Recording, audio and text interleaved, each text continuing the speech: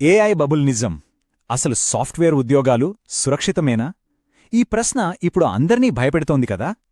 Artificial intelligence మన జాబ్స్ని తినేస్తుందా? ఈ భయం వెనక ఉన్న అసలు నిజమేంటో ఈరోజు బయటపెడదాం రండి. ఒక్కసారి ఆలోచించండి. ఈరోజు మీరు చేస్తున్న సాఫ్ట్వేర్ ఉద్యోగం రేపు ఉంటుందా? జస్ట్ ఒక్కరోజులో ఇన్ఫోసిస్, టీసీఎస్ లాంటి పెద్ద పెద్ద కంపెనీల షేర్ మార్కెట్ ఎందుకు కుప్పకూలింది? ఇది ఏదో చిన్న మార్కెట్ కరెక్షన్ అనుకుంటే పొరపాటే. ఇది ఏఐ సృష్టించిన సునామీకి మొదటి హెచ్చరిక. ఇన్వెస్టర్లు భయంతో వణికిపోతున్నారు.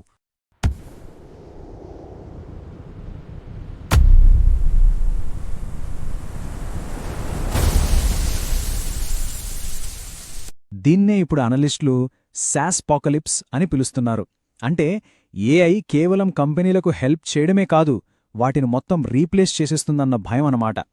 ఆంథ్రోపిక్ అనే కంపెనీ తెచ్చిన ఒక్క టూల్ మన అందరి భవిష్యత్తును ప్రశ్నార్థకం చేసింది. ఎందుకంటే ఇది కేవలం ఒక హెల్పర్ కాదు, మనల్ని రీప్లేస్ చేసే ఒక ఆటానమస్ ఏజెంట్. ఒక్క విషయం గుర్తుపెట్టుకోండి, ఈ విశ్లేషణలో చివరి 30 సెకండ్లు అస్సలు మిస్ అవ్వకండి. ఎందుకంటే ఏఐ గురించి అందరూ గుడ్డిగా నమ్మే ఒక పెద్ద అబద్ధాన్ని అక్కడ బయటపెట్టబోతున్నాం. అది వింటే మీ మైండ్ బ్లాక్ అవ్వడం గ్యారంటీ. సరే, ముందుగా అసలు ఏఐ మన ఉద్యోగ భద్రతపై ఎలా దాడి చేస్తోందో చూద్దాం. ఒకప్పుడు ప్రపంచానికే బ్యాక్ ఆఫీస్గా ఉన్న మనం ఇప్పుడు ఒక పెద్ద సంక్షోభం అంచున ఎందుకు నిలబడ్డాం? మన దేశం ప్రపంచానికే ఐటీ బ్యాక్ ఆఫీస్ అని మనందరికీ గర్వంగా ఉంటుంది. కాని ఇప్పుడు మన ప్రైడ్ దెబ్బతింటోంది. ఎందుకంటే ఎంట్రీ లెవెల్ హైరింగ్ అంటే కొత్తగా ఉద్యోగాల్లోకి తీసుకునే వాళ్ల సంఖ్య దాదాపు 50% పడిపోయింది. ఏఐ వచ్చేసింది కదా, చిన్న చిన్న పనులు అదే చూసుకుంటుందిలే అని కంపెనీలు జూనియర్లను తీసుకోవడమే మానేస్తున్నాయి. సాఫ్ట్వేర్ ఇండస్ట్రీ కమింగ్ డౌన్, మరి జూనియర్ సాఫ్ట్వేర్ ఇంజనీర్ జాబ్ సేఫా?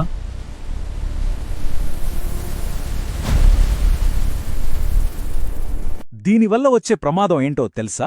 ఈరోజు జూనియర్లను తీసుకోకపోతే భవిష్యత్తులో అనుభవమున్న సీనియర్ డెవలపర్లు ఎక్కడ్నుంచొస్తారు? ఎవరో ఉండరు. దీన్నే ఎకనామిస్టులు జూనియర్ డెత్ స్పైరల్ అంటున్నారు. ఒకవేళ మీరు కూడా సాఫ్ట్వేర్ ఫీల్డ్లో జాబ్ కోసం ఇబ్బంది పడుతుంటే కింద కామెంట్స్లో ఎస్ అని టైప్ చేయండి. మన బాధ ప్రపంచానికి తెలియాలి. అయితే అంతా అయిపోయిందని నిరాశ పడకండి. ఎందుకంటే ఇక్కడే కథలో ఒక పెద్ద ట్విస్ట్ ఉంది. ఏఐ రాసే కోడ్ పైన మెరుస్తూ కనిపించినా ఆ ఆటోమేటెడ్ కోడ్ వెనక దాగి ఉన్న అసలు కథేంటో ఇప్పుడు చూద్దాం. ఇక్కడ చూడండి, మనిషి రాసే కోడ్కి ఏఐ జనరేట్ చేసే కోడ్కి ఎంత తేడా ఉందో. మనుషులు రాసే కోడ్ చాలా విభిన్నంగా, క్రియేటివ్గా, మళ్లీ మళ్లీ వాడుకునేలా ఉంటుంది. కానీ ఏఐ రాసే కోడేమో పదే పదే ఒకేలా ఉంటుంది, చాలా సింపుల్గా ఉంటుంది. దాన్ని మార్చాలన్నా, ఫిక్స్ చేయాలన్నా చాలా కష్టం. అసలు సమస్య మొదలయ్యేదే ఇక్కడ.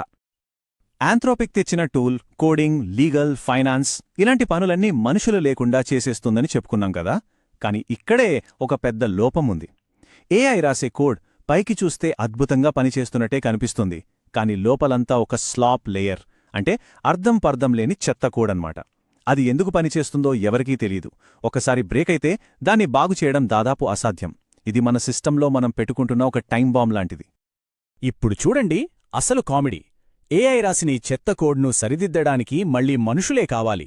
అది కూడా ఎవరో కాదో, ఏకంగా సీనియర్ డెవలపర్లు. వాళ్లు వారానికి సగటున 11 గంటలు కేవలం ఏఐ చేసిన తప్పుల్ని, అర్థంలేని భ్రాంతుల్ని సరిచేయడానికే వృధా చేస్తున్నారట. అంటే వాళ్ల సమయం కొత్తవి క్రియేట్ చేయడానికి కాకుండా ఏఐని బేబీసిట్ చేయడానికి సరిపోతోంది. ఈ ఐకోడ్ని ఫిక్స్ చేయటం పెద్ద తలనొప్పి.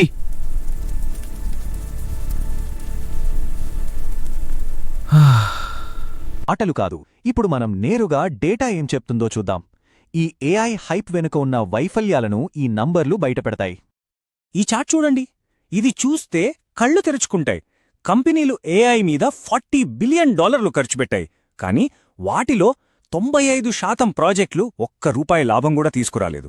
అంటే వేల కోట్ల పెట్టుబడి బూడిదలో పోసిన పన్నీరే. ఇక సెక్యూరిటీ విషయానికి వస్తే పరిస్థితి ఇంకా దారుణం.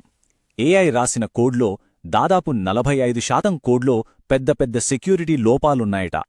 అదే జావా లాంటి లాంగ్వేజ్లో అయితే ఈ ఫెయిల్యూర్ రేటు ఏకంగా 72%కి పైగా ఉంది. అంటే మనం స్పీడ్గా కోడ్ రాస్తున్నామనుకుని తెలియకుండానే హ్యాకర్లకు మన సిస్టమ్స్ తలుపులు తెరిసిపెడుతున్నామన్నమాట. ఇక్కడొక చాలా ముఖ్యమైన విషయం గమనించాలి. ఇటీవల అక్టోబర్ 2025లో ఇంటర్నెట్ మొత్తం స్తంభించిపోయింది, గుర్తుందా? AWS 15 గంటల పాటు డౌన్ అయింది. అజూర్ 10 గంటల పాటు ఆగిపోయింది. చాలా వార్తలు ఏఐ వల్లే ఇదంతా జరిగిందనే వచ్చాయి. కానీ అది నిజం కాదు. AWS ఔటేజ్కి కారణం డైనమోడీబీ సాఫ్ట్వేర్ అప్డేట్లో వచ్చిన ఒక రేస్ కండిషన్. అలాగే అజూర్ ఔటేజ్కి కారణం అజూర్ ఫ్రంట్ డోర్లోనే ఒక కాన్ఫిగరేషన్ ఎర్రర్. అంటే ఇవి నేరుగా ఏఐ వల్ల జరగలేదు. కానీ దీనివల్ల మనకేమర్థమవుతోంది? ఏఐ వాడకం వల్ల కోడింగ్ స్పీడ్ పెరుగుతున్నా మన సిస్టమ్స్ మరింత కాంప్లెక్స్ అవుతున్నాయి, రిస్క్ కూడా అదే స్థాయిలో పెరుగుతోందని నిపుణులు హెచ్చరిస్తున్నారు. ఈ సంఘటన గురించి వింటే షాక్ అవుతారు. గూగుల్ యొక్క యాంటీ-గ్రావిటీ అనే ఏఐ కేవలం కొన్ని సెకండ్లలో పొరపాటున 2 టెరాబైట్ల ప్రొడక్షన్ డేటాను మొత్తం డిలీట్ చేసేసింది. ఆ తర్వాత ఆ ఏఐ చెప్పిన మాటేంటో తెలుసా? నేను ఒక విపత్కరమైన తప్పు చేశాను అని. కాని ఆ ఒక్క మాట నెలల తరబడి పడ్డ కష్టాన్ని తిరిగి తీసుకురాలేదు కదా. సరే, ఇప్పుడు ఈ కథలో అసలు క్లైమాక్స్కి వచ్చాం. ఏఐ ఇండస్ట్రీ మనందరి దగ్గర దాస్తున్న అతిపెద్ద మోసం, ఏఐ వాషింగ్ గుట్టును ఇప్పుడు రట్టు చేద్దాం.